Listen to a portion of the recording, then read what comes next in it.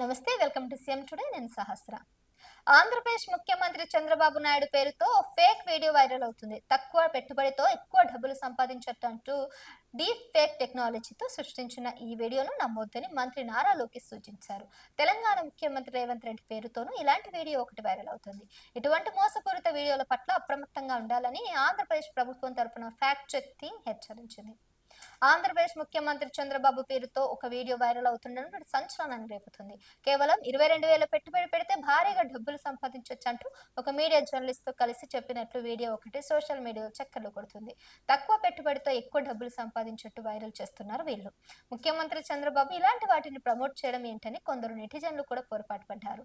అయితే ఈ video fake అని కూడా తేలింది. డీప్ ఫేక్ సహాయంతో ఒరిజినల్ వీడియోను మార్చేసి వారికి అనుకూలంగా వీడియోను ఎడిట్ చేసినట్లు తెలుస్తుంది. ఈ అంశంపై మంత్రి నారా లోకేష్ కూడా స్పందించారు. సైబర్ కేటుగాలు ఇలా మోసం చేస్తున్నారని నమ్మొద్దని ఆయన హెచ్చరించారు. ప్రముఖ సీనియర్ జర్నలిస్ట్ మన ముఖ్యమంత్రి నారా చంద్రబాబు నాయుడు గారు ఉన్నటువంటి ఒక ఫేక్ వీడియో చూసి అందరూ షాక్ అయ్యారు. ఏఐ టెక్నాలజీతో ఈ వీడియోను సృష్టించారు. ఇది ఒక మోసం, కానీ ప్రజలు నమ్మించే ప్రయత్నం చేస్తున్నారు. పెట్టుబడులపై భారీ లాభాలు వస్తాయని ఆశ చూపిస్తున్నారు. ఇది మోసం అని గుర్తించుకోండి. ఇలాంటి మోసాలకు ఎవరు బలి కావద్దు. డీఫేక్ టెక్నాలజీ వాడుకొని ప్రజలను ఇలా మోసం చేస్తున్నారని ప్రభుత్వం హెచ్చరిస్తుంది. అంతేకాకుండా ప్రభుత్వం వాళ్ళని విడిచిపెట్టదే లేదని కూడా గుర్తు చేస్తుంది. ఇలాంటి సైబర్ నేరగాలపై కఠిన చర్యలు తీసుకుంటామంటుంది. అలాంటి స్కామ్లో చిక్కుకోవద్దని అంటుంది. జాగ్రత్తగా ఉండండి, వెంటనే రిపోర్ట్ చేయండి.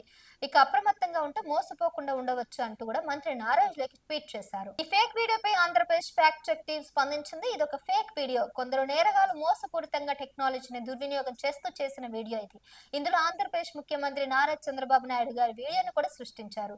ఈ వీడియోను సృష్టించిన వారిపైన, ఒకవేళ ఇతరులకు షేర్ చేసిన వారిపైన కూడా సైబర్ నేర చట్టాల కింద చర్యలు తీసుకోబడతాయి. ఇటువంటి ఫేక్ వీడియోలను నమ్మి మోసపోకండి. ఇటువంటి వీడియోల పట్ల అప్రమత్తంగా ఉండమని మీ కుటుంబ సభ్యులకు సూచించండి అంటూ ట్వీట్ చేశారు.